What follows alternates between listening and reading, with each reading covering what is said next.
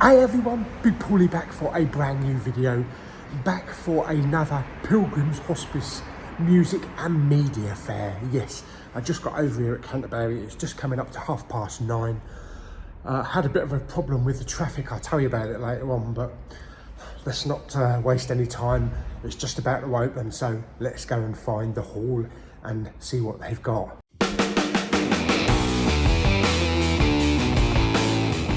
Okay, so we need to go down the side of this alley here.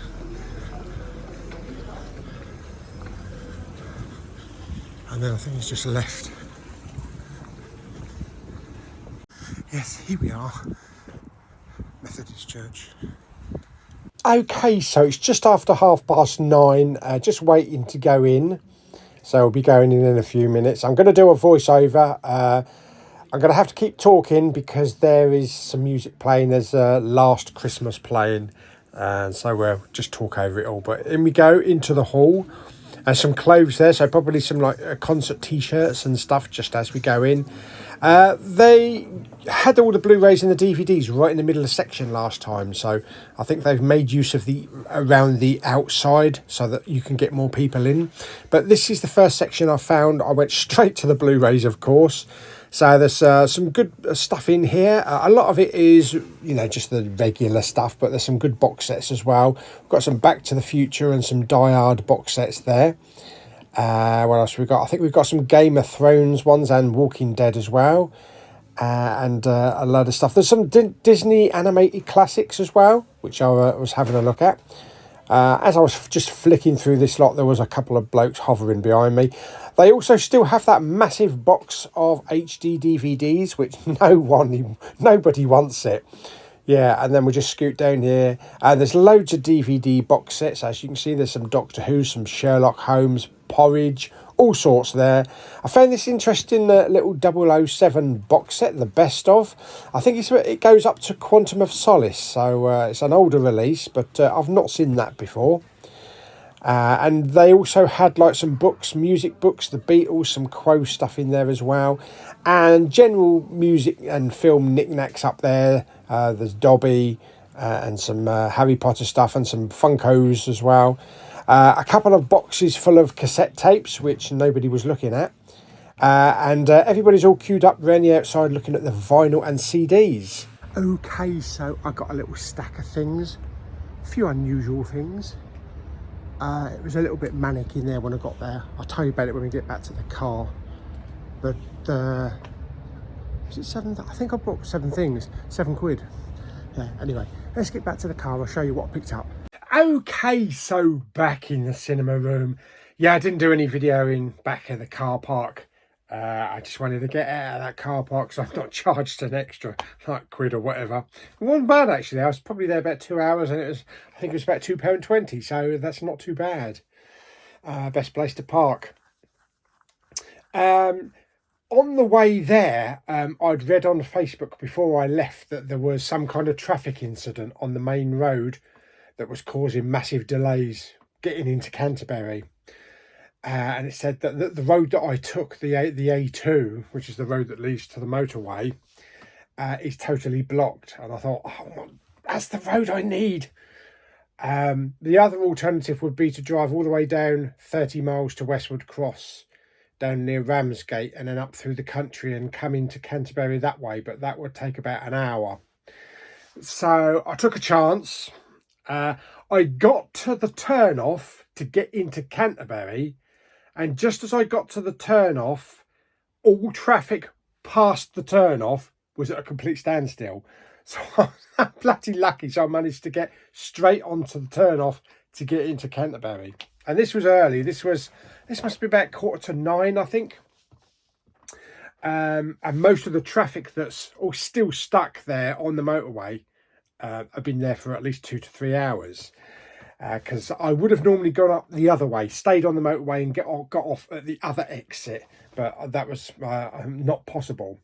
And just coming back as well, just now, about 11:30, the traffic is still queuing up on the road.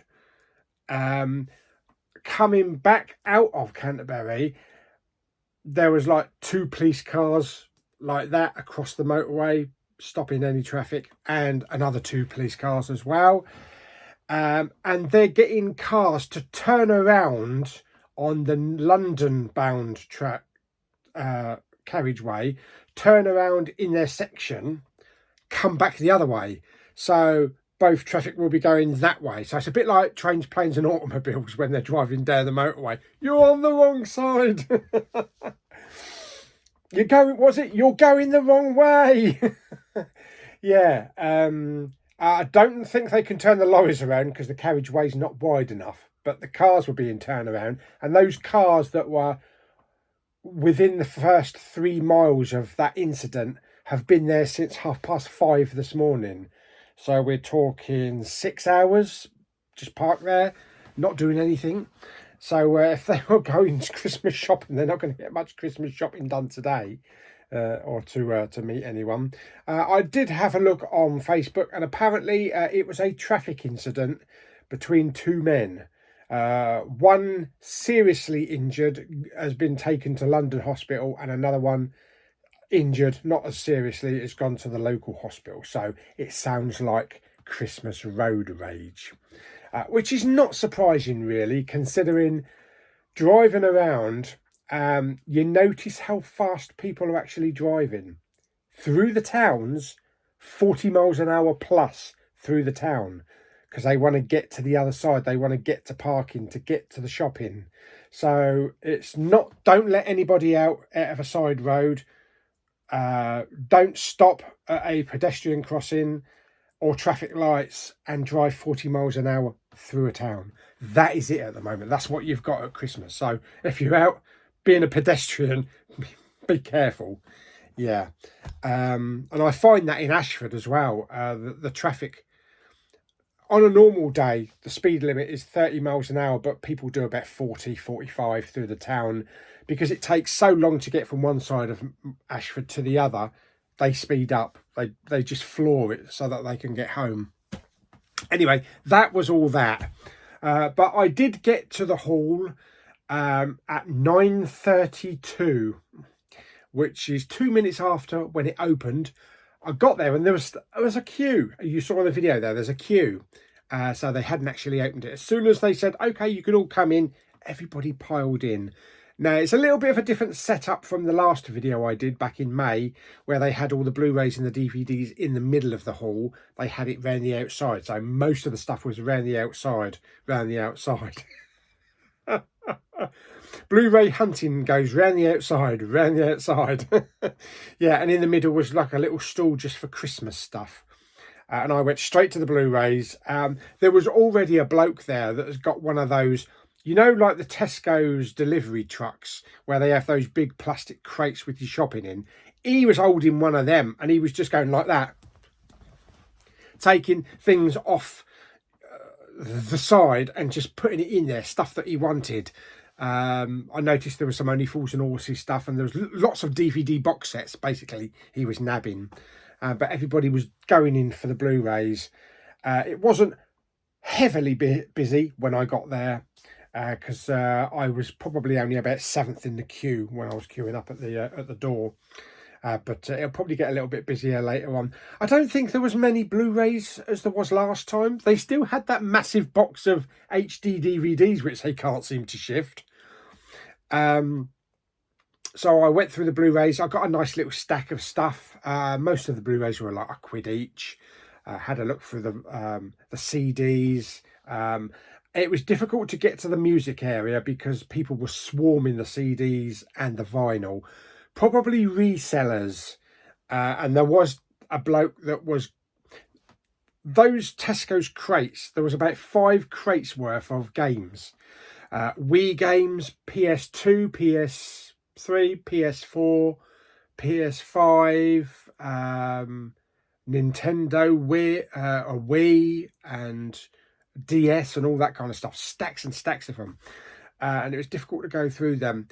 But there was a bloke that had his CEX app open and he was just scanning every single one and putting it in a pile. Now, I could have done that, but I really don't know the value of certain ones, what I should be looking for. And a lot of them look just like generic ones. So, I mean, if anybody did see anything in the video clip, then I'm sure I'll hear about it down in the comments. But anyway, yeah, I was over there for about an hour and a half, I think. But it's nice to have that every now and again. I did get a little stack of things. I did not notice any 4Ks amongst the Blu-rays. There was a good little stack of 4Ks last time, I believe. I think there was about 5, maybe 5. There was Pan, Van Helsing, which people told me that I should have picked up. I didn't pick it up back in May in the other show, or the other fair, because I already got it, and I didn't think resale. Yeah, I wasn't thinking resale. Today I went in with that mindset, but I didn't find anything. But I found a few things for myself anyway. It only cost £7, so I think it's 7 items. There we go. Yep, so there we go. There's also a steelbook as well. And I'll show you that steelbook because I don't think I have seen that steelbook anywhere. So, don't know if it's rare. No idea. Okay, so first one I picked up is a film called Transit. Yeah, Not the Perfect Getaway. After Dark Films and Joel Silver presents Jim Caviezel and James Frain from the producer of Die Hard and Lethal Weapon. Intense from start to finish, an action-packed thrill ride. I've never heard of this one. Obviously, it's the kind of thing that you'd find in a charity shop. But it might be worth a watch. It does come with a slipcover, actually. It does have some, pretty good action on the back there. So it's worth a try for, for £1. There's Jim Caviezel there. And, yeah, just the one disc in there. I'll tell you what, I actually haven't checked any of these packages to see if the discs are in them. I'm sure they would be, because they would check them before they actually went to the fair or actually put them out. Anyway, that's Transit. I also picked up Narnia, The Voyage of the Dawn Treader. Now, I do actually already own this, but I only own that. I don't own the slipcover. And I've got the slipcovers, I believe, for the other 2 films. So I picked that up for £1. It's a really nice slipcover. Yeah, so it's nice and glossy and everything. And I think it might be a 3-discer. Is it? No, it's a 2-discer. So I've got a digital copy of Dawn Treader. What we got here, and we got the Blu-ray copy of the Dawn Treader there as well. Yeah, so yeah, I'm happy with that. I'm happy with that because I did want the slipcover, and I don't mind paying paying £1 for it. That's the thing, when it's priced at like £1, you don't mind if you get something that's you've already got it or you make a mistake. Then it doesn't matter. It's only £1. I found this. I'm not sure about this, but I think I do remember people saying it was good. It's called Robot and Frank. James Marsden and his name's covered up there. Hang on a minute. Frank Langella, yeah, or Langella. Yeah, it's got some nice embossing on the old slipcover there. So it's got some good cast. Liv Tyler, Susan Sarandon and James Marsden. Ingenious, hilarious and moving. So it looks like a man and a robot. Does he make one or something? It's a mint slipcover as well. So that looks pretty cool. Brilliantly touching and captivating. Yeah. So for £1, it's worth it. Definitely worth it. It could turn out to be. I think actually the charity shop must have cleaned all these discs before putting them out. They're absolutely mint. Yeah, so there we go. There's a £1 there. And then I also picked up another one that also had a mint slipcover, which I've never seen, which I think was an Academy Award winner and BAFTA winner, Best Actor and Original Screenplay for £1. Manchester by the Sea. So I grabbed that one. Again, could be good. It is a Oscar winner, So I don't know. I might enjoy it. But it's only £1.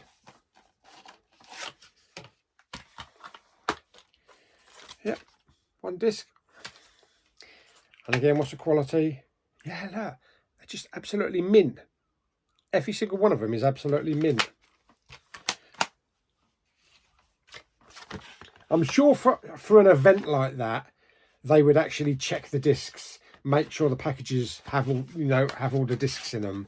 Because it's not just like going to a normal charity shop. It's like a record fair. You wouldn't go to a record fair and expect there not to be a record in the envelope.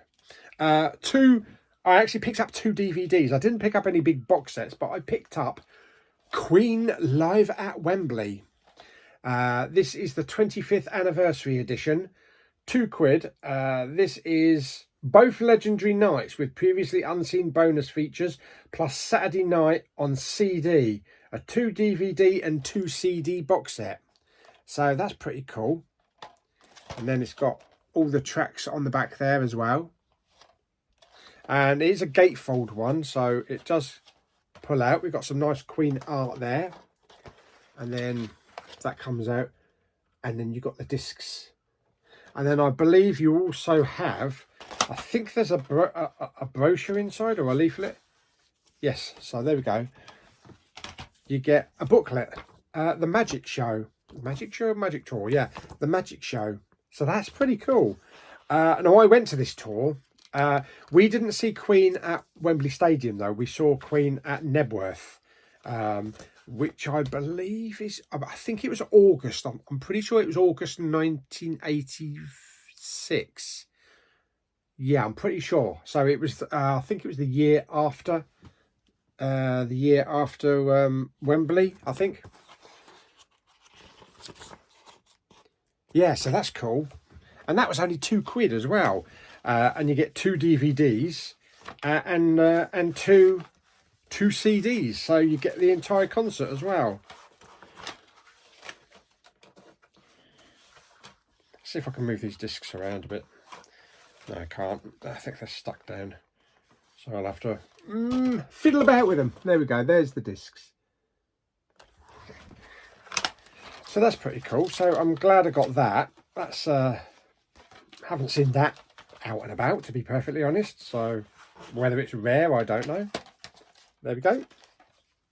And the last one I picked up, which is readily available on a Blu-ray, or used to be in Poundland, and also on DVD, but I've never seen this edition. I don't know if this is out of print or rare. This is Michael Jackson, but it's a steelbook. It's a really nice glossy steelbook, and it's pretty much mint. There's no dents or scratches. Michael Jackson's, this is it, and a nice picture on the back there. Yeah, £2. Really nice. It's a DVD steelbook, but I've never seen it before. And looks like you get two discs there. So let me just take these discs out so you can have a look at the inside artwork, because like I say, I've never seen this edition before. So there's the steelbook.